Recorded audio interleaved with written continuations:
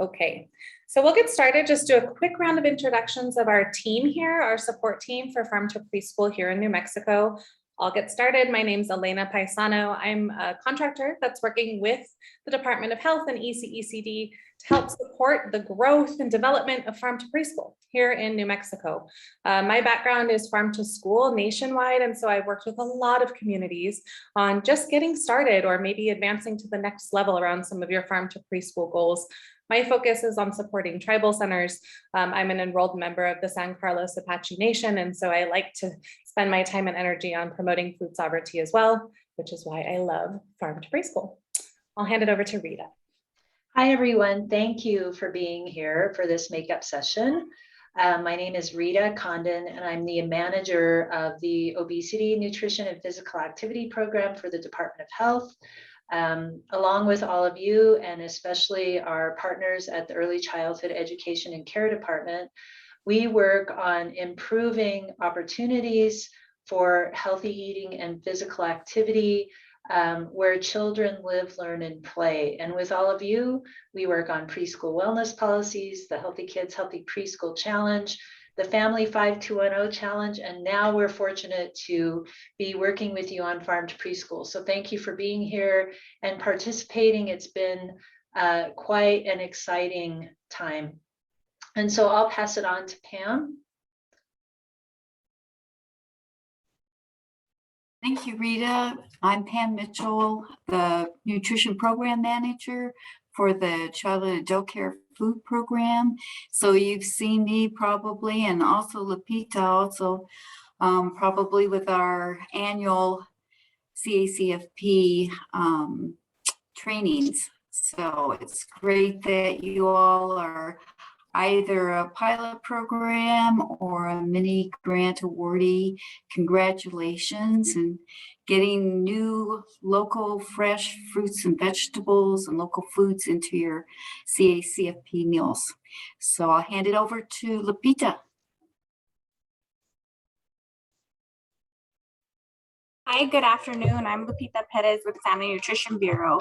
I work in the fiscal department as management analyst supervisor. I'm sure you all, if not familiar, I'm the one who signs the final part of the payments, the reimbursement payments to the centers and the home providers.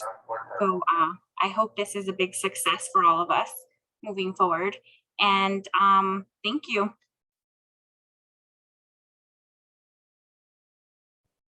Okay, Corey, can you introduce yourself, please?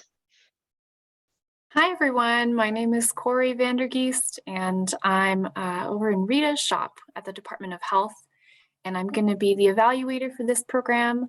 So Lupita's going to be handling all of the purchases and the payments, and I'm going to be handling all of the other kind of reporting and any kind of surveys that we're going to be taking. I'm going to be your contact person for that. So we're happy to have you, and back to you, Alina or Rita. Alberto, can you introduce yourself quickly? Hi, thank you for being here. Sure. Hi, everyone. My name is Alberto Zavala. I'm the program coordinator for Healthy Kids, Healthy Preschool in Southern New Mexico. So I'm the one who's going to be working with you once we start, you start working on whatever you decide to do, either gardening, family engagement, or what you're going to be doing for Farm to Preschool. Thanks, Alberto. Gabriel? Everybody, buenas tardes. My name is Gabriel Garden. I'm a health educator with Rita's team at ONAPA, Obesity, Nutrition, and Physical Activity, and I just play a basic support role for all this great work. Thanks. If your work is basic, I mean, what's advanced? It's like, okay, Mary Kate. Hi, everyone. I'm Mary Kate, and I'm also a health educator on Rita's team, same as Gabriel, and will also provide basic or advanced assistance. I have called on all of my team, Elena, Alberto, Corey, Gabriel, Mary Kate, and Pam and Lupita to really pull together and do some amazing work to get Farm to Preschool off the ground. Everybody's been all hands on deck for some of this stuff. So we couldn't do it without each other. We're a team in this work together, and we're just really excited to get it off the ground. So if you haven't yet, put your name, the name of your center and your contact information, including your email address. I'd appreciate it. And we're going to mute everyone so that because we're recording this training so that we can send it out later in case you missed anything. So I'm going to hand it now over to Elena, and we're going to go ahead and get started with the training. Thanks, Rita. So I'm glad we had a chance to introduce our team. Moving forward, we'll be providing more farm to preschool training. So you'll get to know our faces, our voices, our emails. We are your support, as I think we've all shared. I'm really excited that you're here. So this training is for our mini grantees, our farm to preschool mini grantees who are just getting started and are maybe digging into one strategy of farm to preschool, as well as our community pilot programs. And we're here today to talk about local procurement. So we're going to talk a little bit about our state purchasing program, which is called New Mexico Grown. We'll talk about some procurement basics, but I know you guys are pros. So mostly we're just going to talk about some tools that we have to support you with that. And then we're going to talk about the reimbursement process in general for how you'll utilize your farm to preschool funding that we're providing. And so both Lupita and Corey will share some of those tools as well. I am going to screen share and put up a presentation for all of us. Just give me 2 seconds to get that going.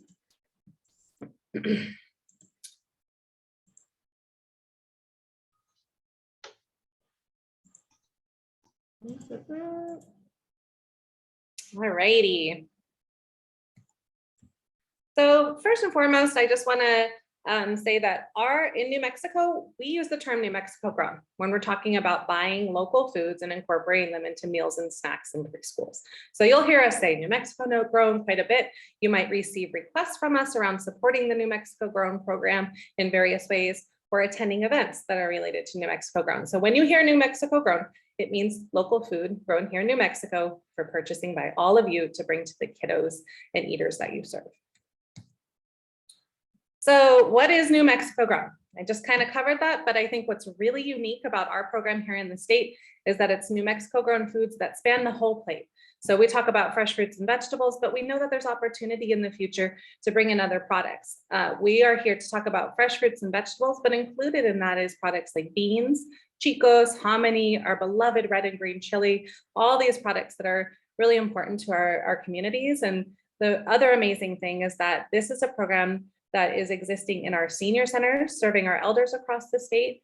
It's been already in operation for quite a few years in our K through 12 schools, and our school districts really championing and pioneering that work for us. And now we're excited to pilot farm to preschool. And part of that is bringing New Mexico grown foods into your programs, both snacks and meals. And by the way, these are pictures from across our state.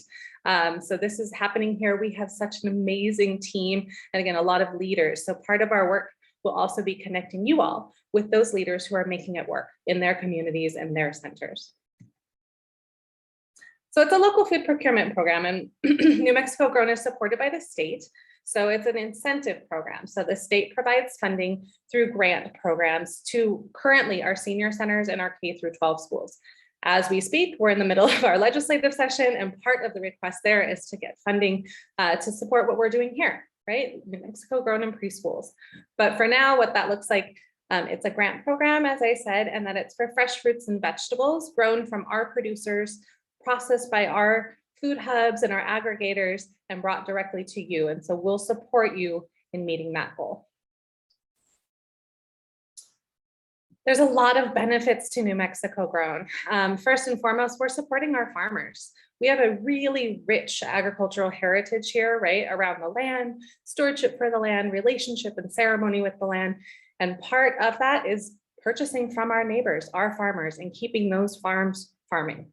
The other piece that we really like is that it increases the quality of the food.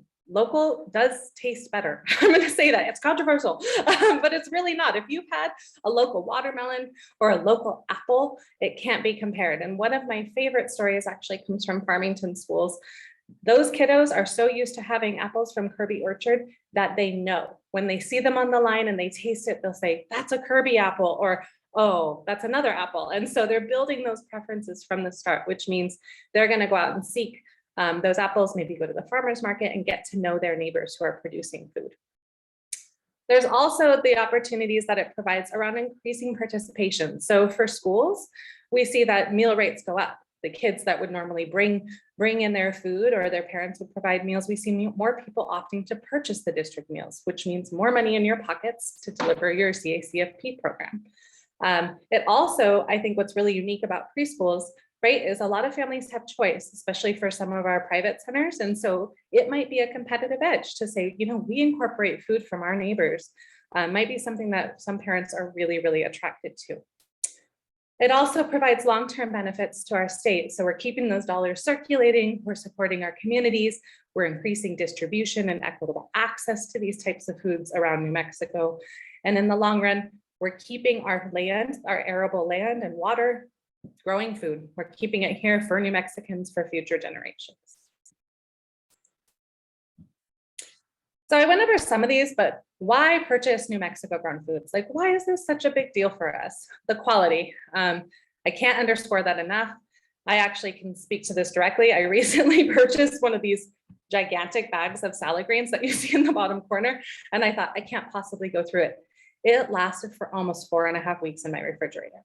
And if you have ever bought a bag of salad greens from the grocery store, they simply rot within a week. And if you get them off of a mainline truck, possibly shorter. So the quality and the freshness really are significant when it comes to stretching your money, right? We know it's hard to get those foods on the plate. And so there's nothing worse than seeing spoiled fresh food. But our local foods do last longer. They store for a longer period of time. And again, the quality of that product is known and you can tell the difference. Preferences. So for our kiddos, they're still young, they're learning, but I think that they know the difference. As I said, I have a 4-year-old at home. She's grown up on homegrown tomatoes. She won't eat restaurant tomatoes. She now knows the difference. So we're really trying to build those healthy eating habits from the beginning. As I said, meal participation rates, it can increase how many folks choose to utilize your food service program. It can also bring new families to your center. And another great thing is purchasing local foods is in perfect alignment with the goals of CACFP. It helps to meet those nutrition requirements about getting more fresh fruits and vegetables on the plate and healthy foods for our littlest eaters. And again, it's in alignment with CACFP. They're huge supporters of this type of program. We'll dig into that a little bit later.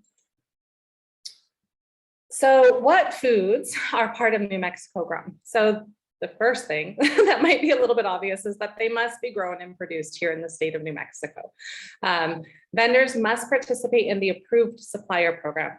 I will talk about that in a little bit, but it is a statewide training and support program that we have for our producers so that they can safely meet the demand of preschools, schools, and senior centers. So it's a food safety program that helps them ensure that their quality products are safe for our little eaters and so that you can have that peace of mind.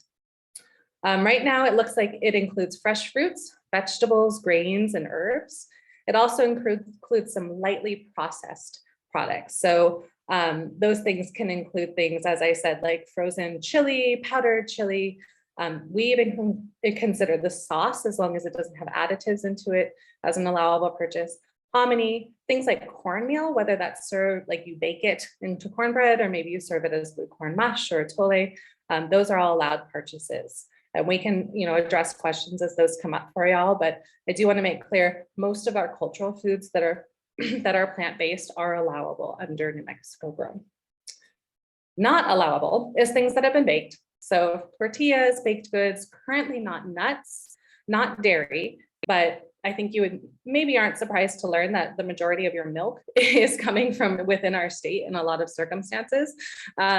Not meat and protein yet, or honey, flowers, juices, or prepared foods.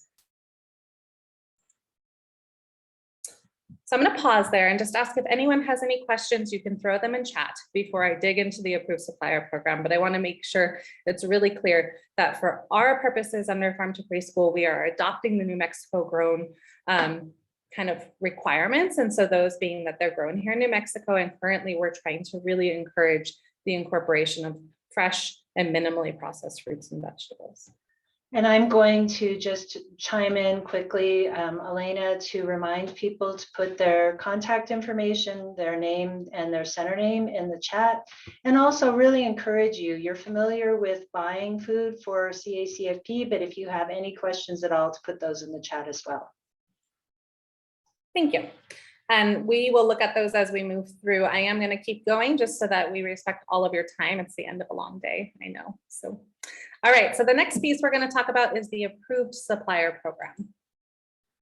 So I went into this a little bit, but I think it's really important that for all of you as new folks that are purchasing New Mexico grown products to know what's behind the initiative. So the approved supplier program is a program designed to grow and diversify the base of our producers. So in other words, it is a homegrown food safety training program. So we have trainers in the state, the New Mexico Farmers Marketing Association, our cooperative extension agents around the state, and other specialists who work with producers in their region, in their counties, to get them trained on meeting food safety needs for vulnerable populations.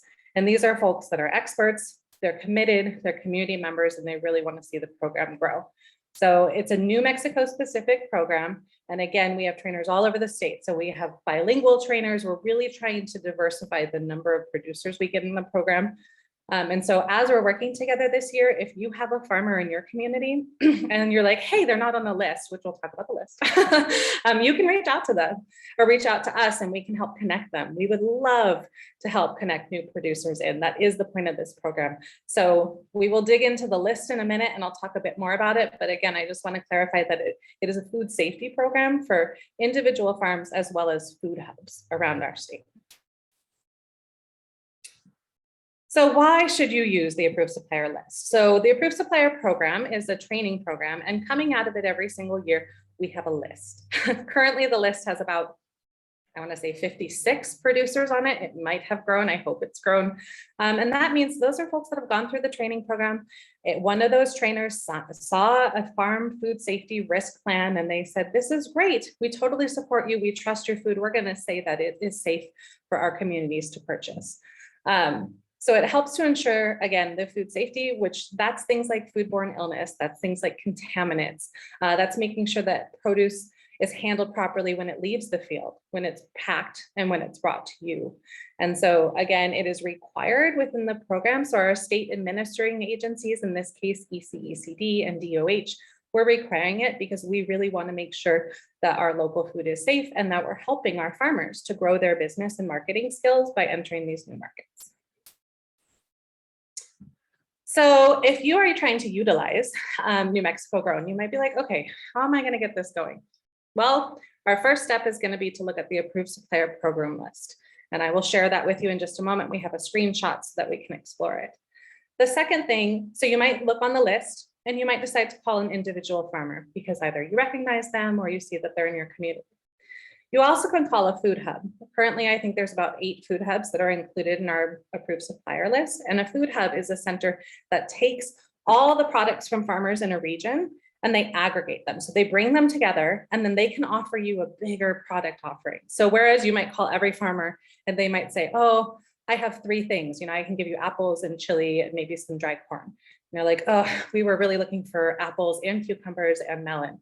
You might decide to call a food hub and they can provide that to you from sometimes similar farmers in the same region. And also they can cover distribution. So some of our farmers are willing to distribute in a certain radius. Food hubs are generally willing to go a little bit further. And they also have other products if you're curious to explore those outside of what some of our farmers might be able to provide. So those things that are like grains or minimally processed, our food hubs have those. The New Mexico Farmers Marketing Association is the primary group that does these trainings and runs the program. They have an amazing guy named Mike. He can help. He literally is the type of person where you call him and you're like, I'm looking for apples and grants. And he'll call everyone he knows who might be able to get apples to grants and he'll call you back by the end of the day. So we all rely on Mike Ventachingwe quite a bit. I will share his information for y'all and make sure it goes out in our final message. But he is someone you can contact me and I can connect you with Mike as well. So the NMFMA is kind of that second line. And then if not, you can call Pam or Rita or myself. And again, we can connect you with the folks to make sure that you can get product to your area. So what I want to say is there's many ways to get started here, whether you pick up the phone and call them directly or you want a little support from us. And we do have that list as well. Here's the list I keep talking about. So if we have time, we'll actually pull it up live for you to explore it.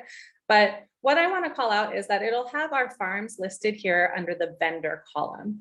I think that's really helpful because if you already know a farm that you've maybe purchased from the farmer's market or seen at the co-op, you can look there. If you'd rather look by community and you want to say, oh, are they close to me in Los Lunas? You can see here that Two Willows Farm is. There's a contact name, and that's an individual who knows the program, can answer your questions, and can talk to you about ordering. I'm going to recommend that you generally use a phone number. These are farmers. They might check their email once a day, and you might not catch them in that moment. So generally calling is going to be a best practice, but sending a follow-up email is really helpful too, especially because that helps you to document that you are reaching out for quotes. Then on the far end, you'll see there is a list of products that they can offer. And these products are seasonal, and they'll tell you what they have seasonally. But you can see here, there's general list for what these folks might be able to get you. So you can decide, oh, maybe I want to purchase some melons now, and it's good to know that they'll have onions and squash later that I can purchase that might be stored, so that you can start thinking of your whole year's purchasing needs if you want to work with one farmer. If they're a food hub, it will also include that. And again, those product lists tend to be quite a bit longer. Actually, it is live. So I'm going to just really quickly, because I think it's important. It's a big document. I'm going to share it with you if it doesn't take too long to load here. Okay.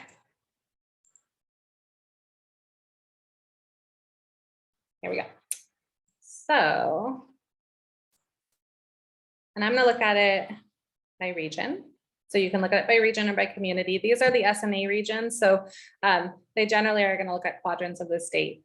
But you can see here, we'll go down to just region 1. And we'll look at Agricultura. So Agricultura is one of our food hubs. You can see they will deliver to all of these communities. If your community's name is not listed, don't assume that they can't deliver. Our food hubs have been willing to do things like help each other move product, meet people halfway in a Walmart parking lot, and do things like that. So again, don't just assume, it's worth reaching out to them. And then you'll see here are the products they have available for purchase. And again, these include the entire season. And then they'll say, what season? So for some of our farms that are like this one, this is a farm stand. They only have product available in the summer and the spring. Whereas Agricultura and Anthony Youth Farm, these are food hubs. So you'll see the little X's indicate that they have product in the fall and in the winter that you might be able to purchase. All right, I'm going to stop with that and take us back where we were. But again, if you have questions about the approved supplier list, we are here to answer those. We're also having an upcoming buyer grower meeting, which is all about the approved supplier program. And we'll talk about that at the end of our training.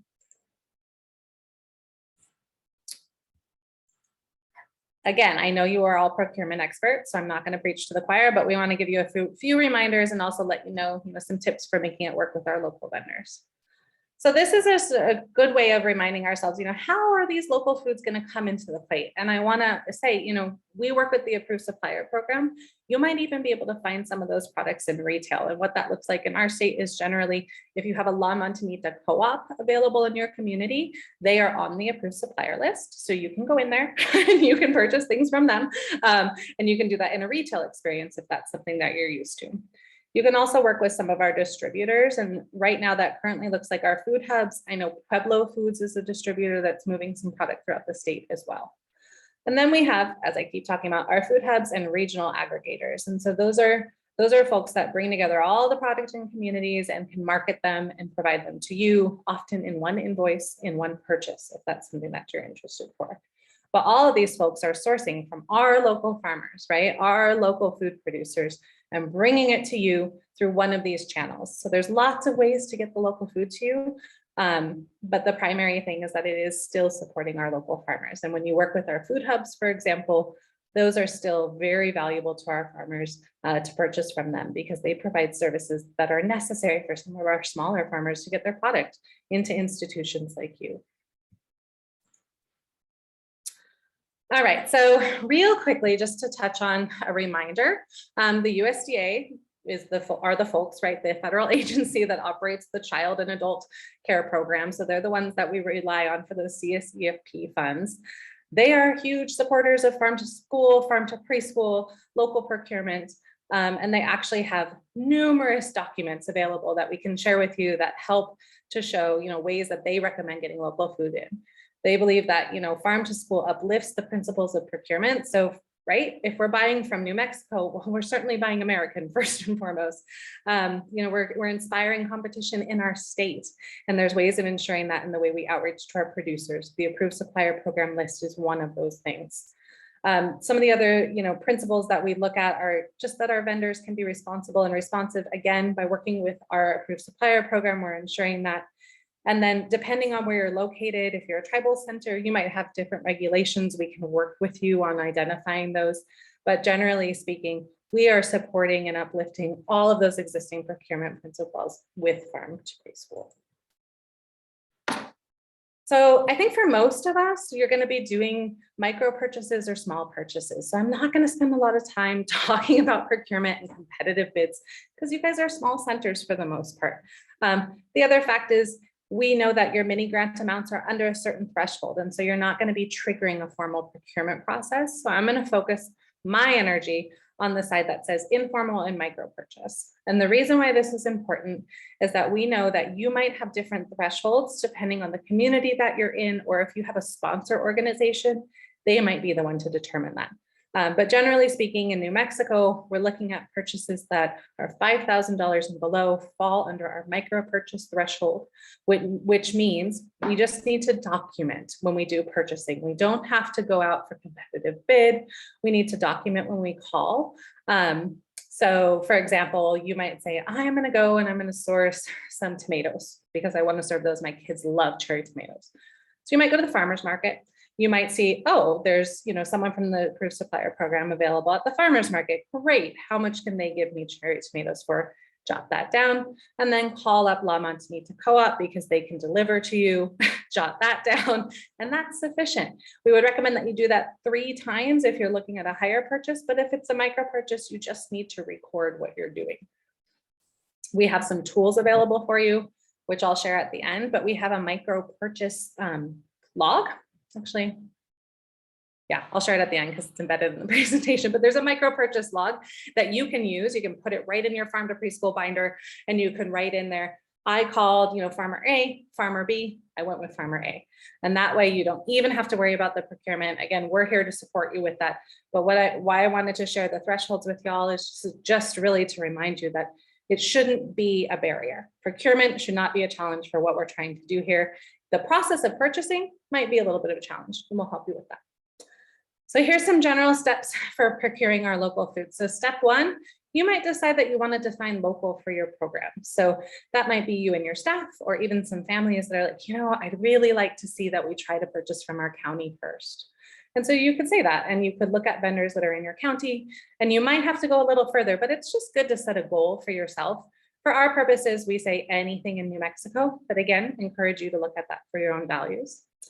And then second, you're going to want to decide what local foods you're going to purchase. So consider where you're going to put them in. Are you going to put them into lunch? Are you going to put them in a snack?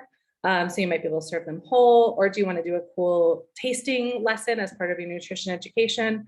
Or maybe you have a family event that's coming up and you'd like to have a snack available there. So considering how you're going to serve it, and then what products would fit that need, because sometimes it's easier to think, I'll serve it as an entree. The kids love beans, so I'll just sub in local beans, right? That might be how you decide to go about it. You're also going to want to think about what's available locally and seasonally. So if you're not really familiar, that's okay. We have a seasonality chart we'll share with you. The approved supplier list indicates some of those things, or you can give us a call and you can say, gosh, I'm having a hard time finding product because it's January. What can I purchase that's grown in New Mexico? And we can help you identify some of those things that might work for your program.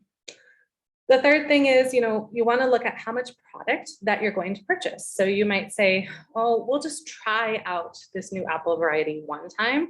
Or you might think, we're going to serve apples 3 months, no matter what, all fall, we're serving apples. And so it's important to know that before you call a vendor, because the pricing might be different if you're willing to pay more. They might be able to deliver to you. So all those things, it's good to know exactly what you're looking to purchase. And then if you have micro purchase or PO limits, to be aware of those before you call a farmer and make an agreement. Just make sure you talk to your business person so that you know, oh, we might have to split that purchase, or we might have to look at a different way of doing it.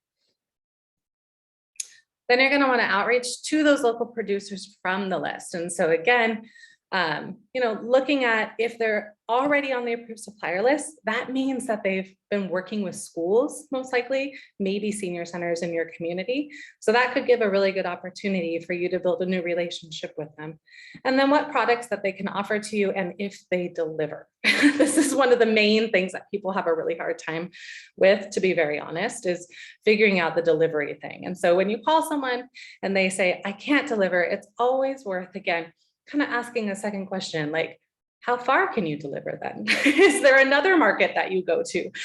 We'll support you in that, again, if you need. And we would recommend that if they're already working with a school, that might be a convenient place to meet them for a pickup. And also, we would love to see our schools and our preschools working together and supporting each other to bring local produce in. So that might actually benefit both of you. And we'll be happy, actually, that's part of our plan here, is to connect y'all with your school contacts in your community, because if they're already doing it, you can help to piggyback on what they're already doing and then learn from them. They're experts. They've done it for a few years already.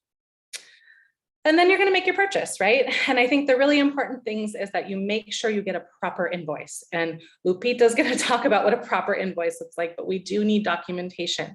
Make sure you talk about payment up front. So if you need to get a PO and there's going to be a lag, you just really want to inform that producer. Sometimes that works. Sometimes that's a challenge for folks. So you'll want to say, hey, I'm going to pay you with a check, or hey, it's going to take 2 weeks. Odds are it'll be fine, but it's just important to be upfront. And then if you have any other requirements that you need from them, so if you need other paperwork, or if you want to talk about ongoing ordering, maybe you're going to strike a deal to purchase from them 3 months in a row, you could talk about it then. And then I think it's really important to talk about if there's a problem. So if a delay happens, like, hey, if that product isn't done, or if we get a hailstorm, we get them every spring, what happens and who can I call? Generally, getting a phone number for the person you can call if there's a product delay or quality issue is sort of a best practice. And then you'll want to talk again, as I said, about delivery. Order minimums. So some farms and food hubs, they'll say, oh yeah, we can deliver to you, but you have to purchase $400 worth of food. And you're like, oh, I only need, $40 worth of food.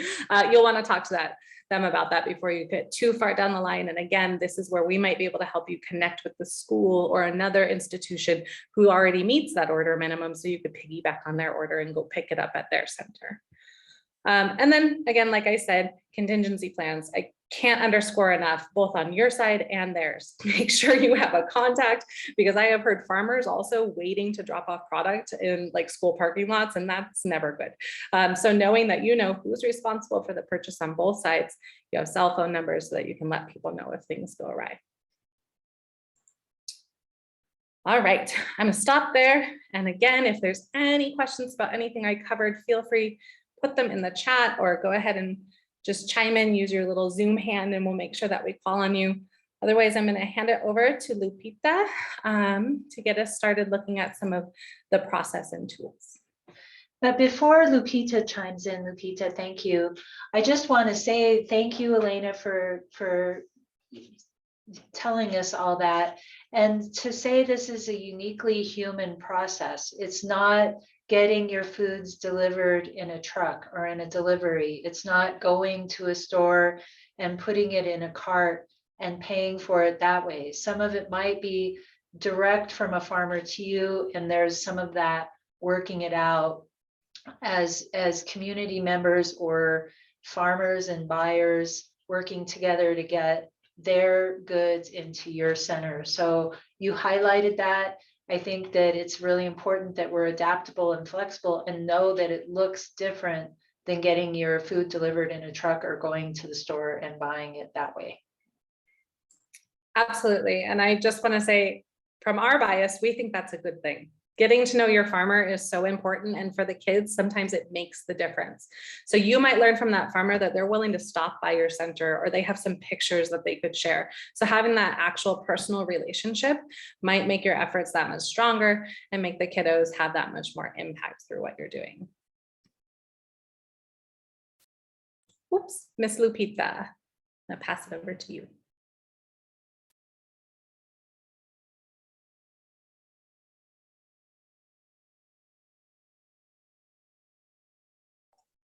Sorry, I'm having a hard time figuring out which monitor my mouse wants to be on.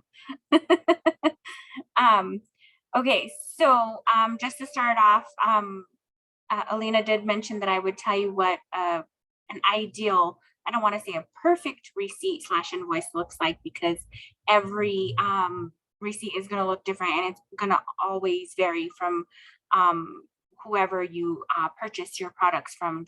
Just thinking about your receipt from Albertsons or from Sam's Club or from Target, they all look different regardless of their scope. They all have the same items listed on them. They have who you purchased the products from. They have phone numbers, and they have a contact person, or sometimes I think I've seen like a cashier, but obviously in your case, it'll be a contact person, a name. Some of them have an invoice number.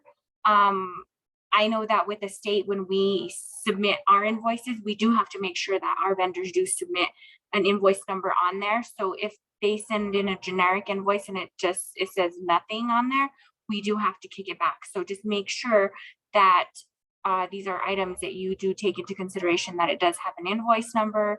And as Elena mentioned, a purchase order, yes, that does take longer, but in some cases, some places do require you to follow the scope of a purchase order.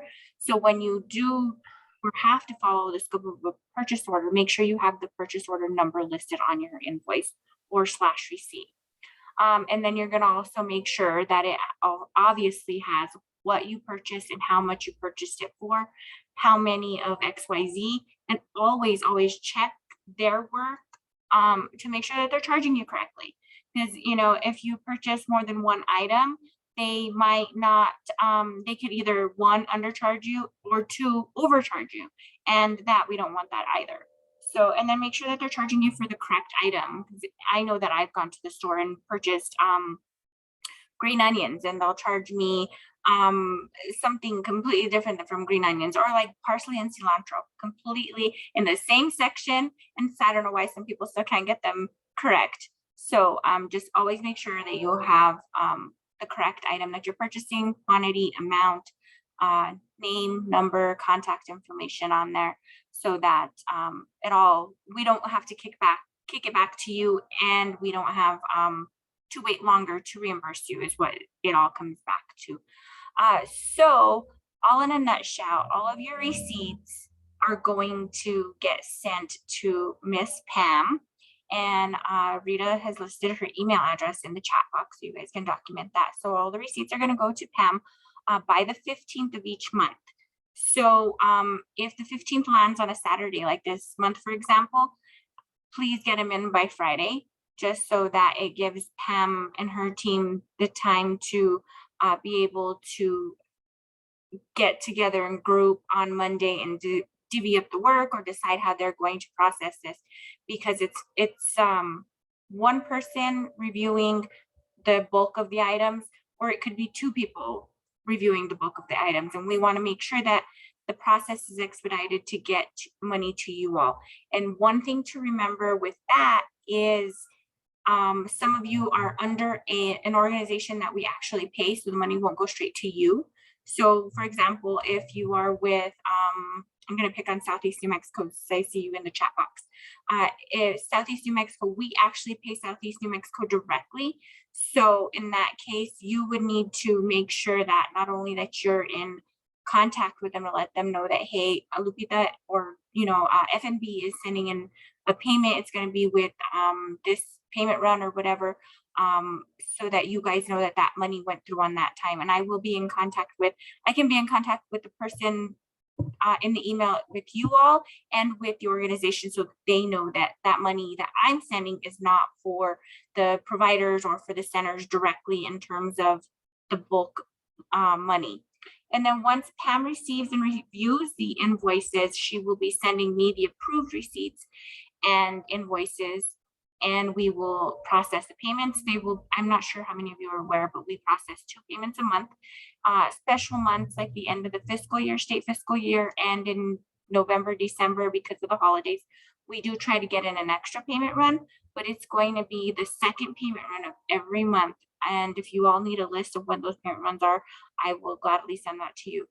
But just note that just because you send it on the 15th, it's not going to be processed on the 16th.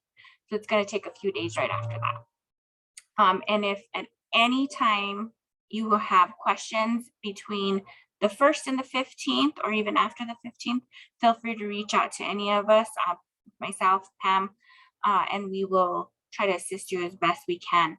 And if you all do not receive reimbursements 30 days, 31 days, please reach out to us to see what is going on. Thanks, Lupita. So we'll include this information in follow-up, but does anyone have any questions for Lupita on that receiving your reimbursement process? Well, you can put them in the chat if you do. Rita, I saw you come off mute. I wanted to just reiterate something Lupita said for our providers, to just remind you, you're familiar with your reimbursement process for CACFP. So you're essentially following that, but the invoices you get and the receipts you get might look a little different. So just be mindful about paying attention to that the provider number, the grower number is on, or the grower name is on the receipt. There, the date it was purchased, what you bought, how much you bought, what it cost, that there's an invoice number. All of those things are required in the same way they're required when you submit invoices and receipts for CACFP. And I just want to underscore that, because invoices for farmers will maybe look a little different than invoices you get from other, distributors or the store. Thanks, Rita. Absolutely. And that is, I will say that's one of the benefits of our approved supplier program as well, is that those are farmers that are used to working with institutions. So they're not going to look at you like totally glazed over when you say you need an actual invoice, not a carbon receipt, right, with scratch on it. So I do want to say that they are experienced at this. If you have any challenges, you can reach out to us and we'll make sure, but we do have those contacts, we can trace them back. So again, you can feel safe and secure in purchasing from the approved supplier list, but making sure that that invoice has all those pieces on it will be important. If for some reason you receive an invoice from them that doesn't, if you can let me know, that'd be great, because it just tells us we need to do more training on that. And so we're always trying to improve the program as well. So I'm just going to give a quick recap. So your purchasing process. So first of all, it has to be an allowable product. So it has to be a fresh fruit or vegetable or a minimally processed product. And it has to be from one of our approved suppliers that are on the list. That list is a live list. So when you click on it, you'll see it took me to a Google sheet. That is because we are trying to bring in new vendors every single day. And including right now, this is the time when our vendors sign up for the upcoming year. So we expect to see that list grow quite a bit. So if you happen to look right after the training and you're like, oh shoot, there's no one from my community, hang tight, because within a couple of months, we're going to see that list grow. I promised that there was a tool that I want to share with you. There's a micro purchase tool if it's helpful for you. This is a tool that was provided by the public education department to their schools as they tried to reach out to local farmers. And so I think it's a really helpful thing, because you will say, I need some apples. I'd like them to be green because the kids won't eat red apples. I think you can either put a quantity number here if you don't know the poundage, because we can ask our farmers that, right? You can say, gosh, I've got this many kids in my center. I'd like to serve them twice. I think I need about 60 apples. Then they can tell you about the poundage or the case unit that would be. And then to know how many times you want to purchase. And then if it's the type of thing that, you have packaging specifications, so what that would look like, honestly, is going to be like minimal processing. So for instance, if you're buying lettuce and you would much rather have salad greens, so in other words, leaves that you can just put in a bowl and serve the kids compared to whole heads of lettuce that need to be washed. That's probably where you want to indicate some of those things as well. And so if you don't want, a specific weight, or if you need a smaller weight amount, that it would be somewhere to indicate that too. Then you're going to put in there, if you have other desires. I don't think these generally don't fit for people, but some people, they're like, I want hand harvested chili, period. Right. And so they're going to put it in there. That might not be one of your requirements, but if you do have that, or hey, I really like to purchase from a greenhouse because I really like greenhouse cucumbers. They're never bitter. You could put that in there so that when you're making phone calls, you have a log of that. This is an important one. Again, I can't stress it enough. Write down your delivery requirements before you're on the phone with a farmer. Just filling this out alone before you're on the phone with a farmer is going to help you through that phone call quite a bit, because they're going to ask you these questions. What kind of apple do you want? How much? When do you need it? Anything else I need to know about that? So if you would like them in smaller boxes or something like that, that's where you would indicate it. So you could come in here, fill it out, say you called Anthony Wagner, and you write his phone number down, and then you can log it here. That way you have all your procurement checks. And if you have someone in your business office who gets a little bit itchy about procurement, this is a great tool because you can share with them. This is exactly how I bought that local food. You can see I called these people. This is how much they were willing to provide it for. But before a farmer gives you a quote, they will ask you all these detailed questions because this is part of their business model too. And they want to make sure they're giving you a fair quote.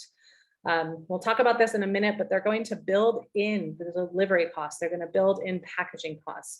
So again, they're going to ask you these questions so that they can do that properly so that your invoice can reflect what's needed on it. Because on your invoice, the one thing we just neglected to say is that it should only include the product itself. So it should only include the apples or the product that you purchased. It shouldn't have additional fees. So if there was a delivery, for instance, fee, they embed that into the price per pound, and our approved supplier program vendors are aware of that.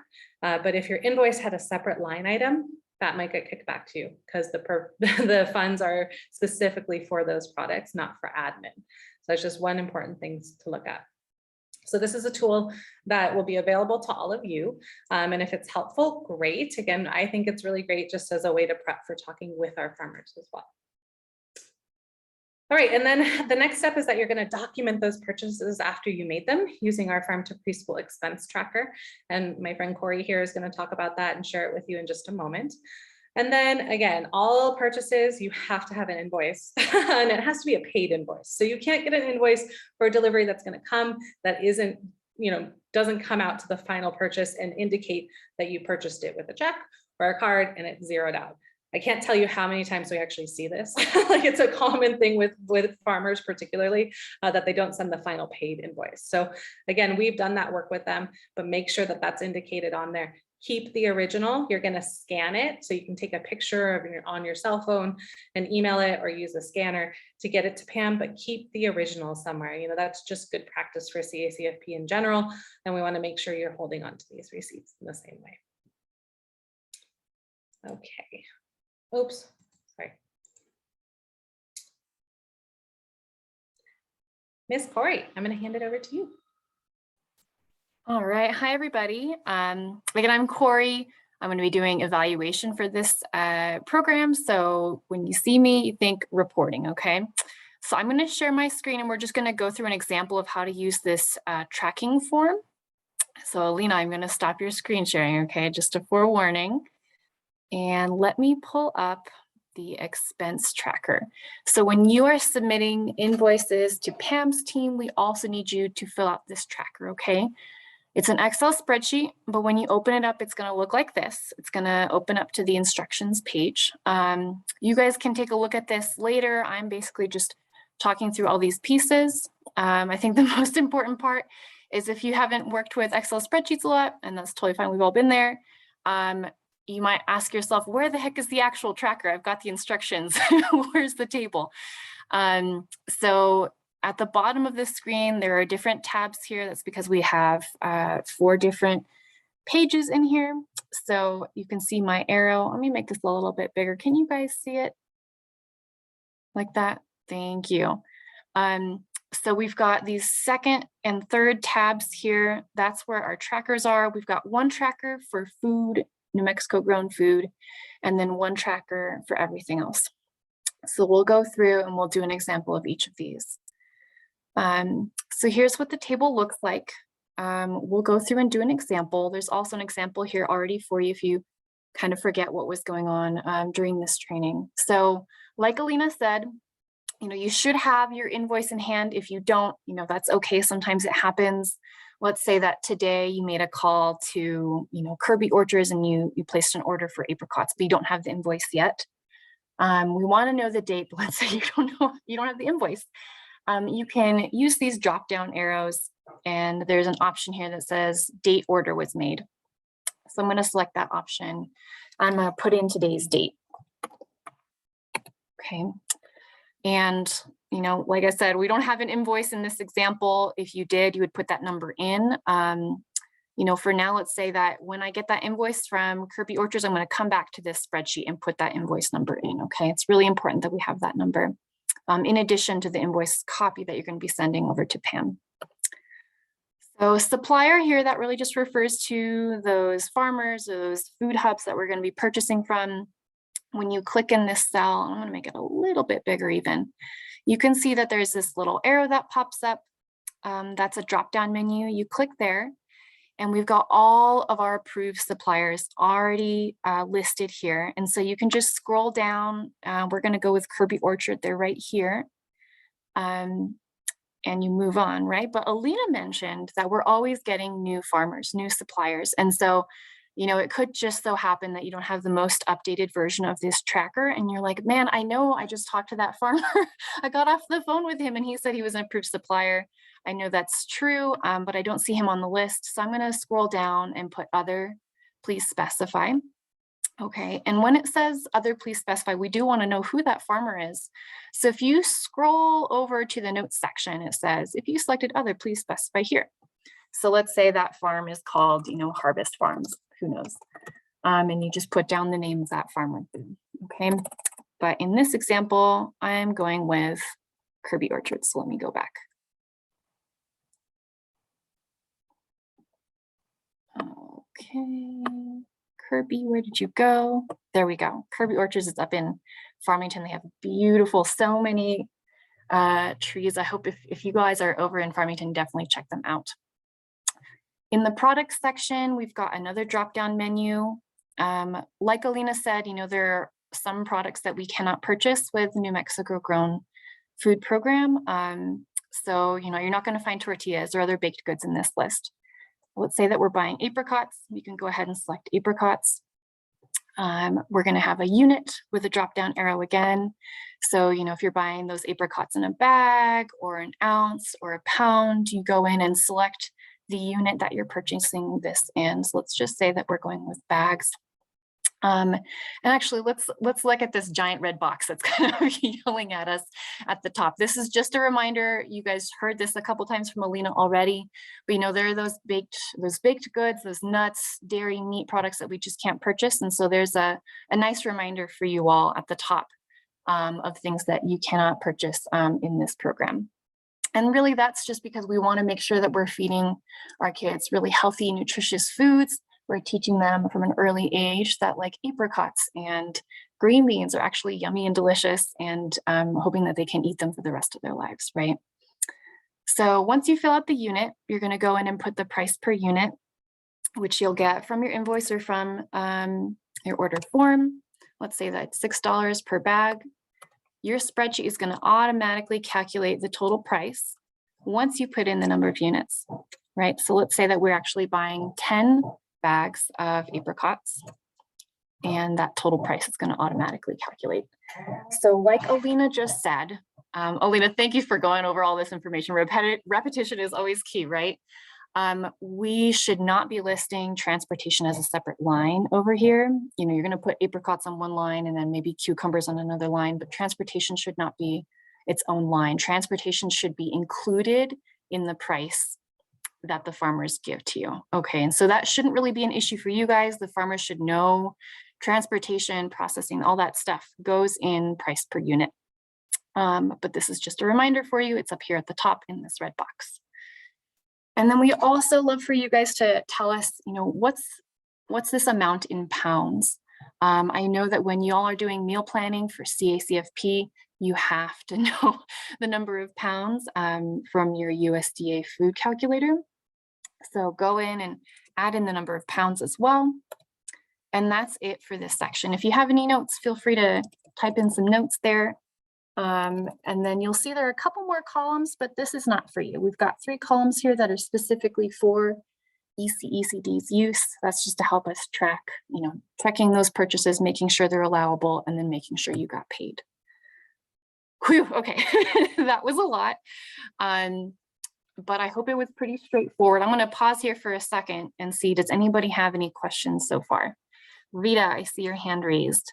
I just like to tell everybody the way that Corey set up this tracker is that to make it easier for you to navigate, you have a scroll button down or a scroll bar down at the bottom of the page, and that when you scroll over to the right, you see that some of the screen stays the same.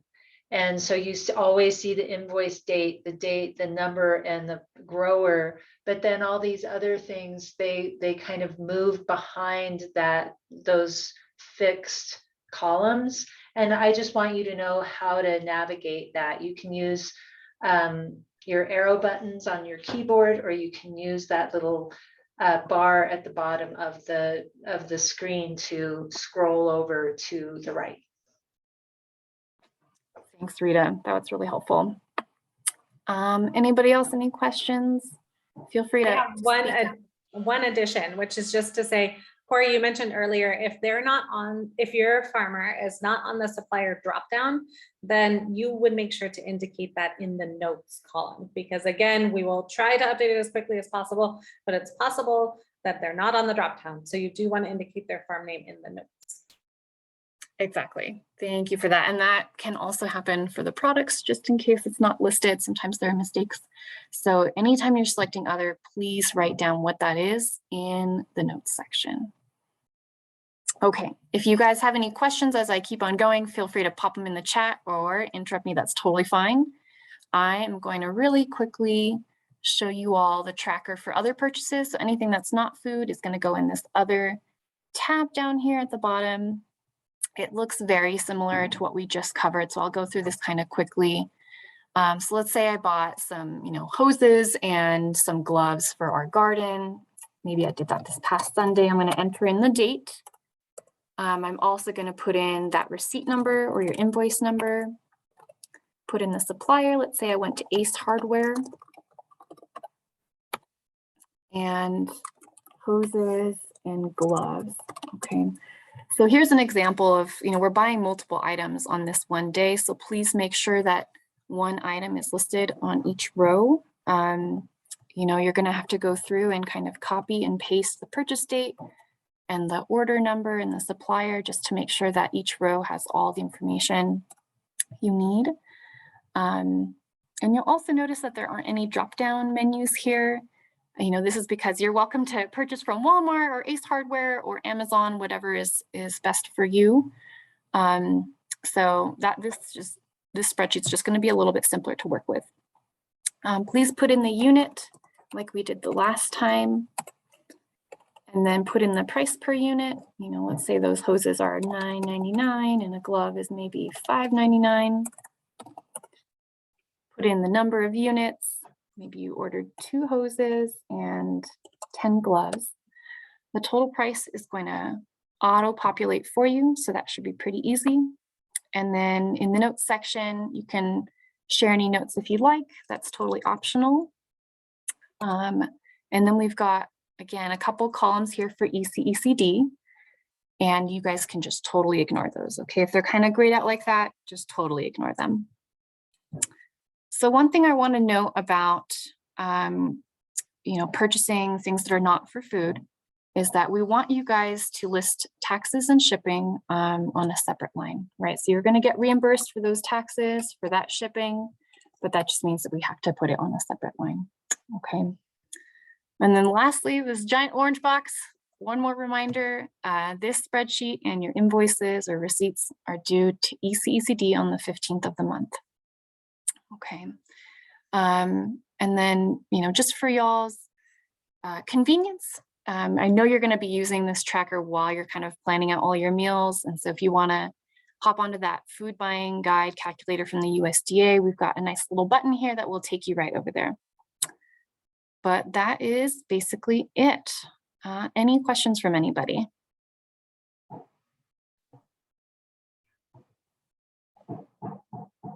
Can everybody just indicate with a thumbs up on, the reactions button at the bottom of the Zoom page that you feel like confident that you can navigate the tabs at the bottom of the spreadsheet and that you can enter the information that we're asking for? Awesome. And you can always put down a thumbs down. That's totally okay. Or like Right. a sideways thumb. You can, yeah, right. I'm always happy to hop on the phone with you all if the spreadsheet's just acting funny. Anybody on our team, we're all super helpful and we'd love to hop on the phone and help you guys out. Thank you. Thank you for doing that, everyone. Those of you who gave us a thumbs up.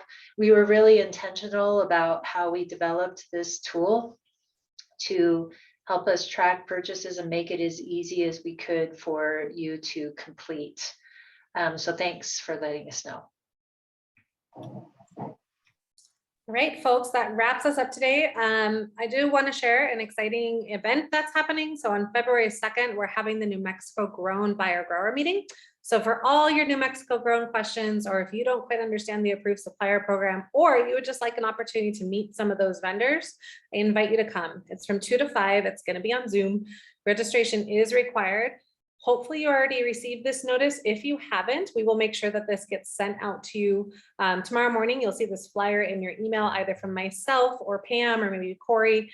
But again, you do have to register, and it is a great event. We'll talk about these programs. We'll also have some regional breakouts. So if you want to just meet some farmers that are participating in your region, it's a good opportunity to do that. So again, February 2nd, it's a Wednesday afternoon. You're welcome to join. And if you can't make it the entire time, it might be worth just coming for a little chunk of it too, to learn what you can. And if you have any questions, feel free to reach out to me, but we invite you to come. Here's our contacts for additional support. So Corey, as she said, is your go-to for the tracking form. If you have invoicing and reimbursement questions, you can first reach out to Pam. And then if you have challenges reaching local farmers or questions about, getting those purchases set up, you can reach out to me and I'll help to connect you with whoever can support you in your area. Right. I'm going to reiterate real quick that if you are a pilot program and this is your first exposure to buying local produce for meals or snacks, that you should attend buyer grower meeting. There are going to be growers on this training, and I strongly recommend you attend to learn more and to help you and help us help you get familiar with local procurement. And also, if you're a mini grant awardee and you plan to use the funding you received for the mini grant award for buying New Mexico grown produce, that you should attend this buyer grower meeting too. Thanks, Rita, and thank you all for the time this afternoon. We know we threw a lot of information at you, so you'll receive a follow-up in email that has this presentation and the tools that we talked about. If you have any questions, please do reach out. We're here for you and to support your farm to preschool goals and what I know will be a successful year of getting started digging into farm to preschool together. Thank you all. Thanks, everyone. Thank you.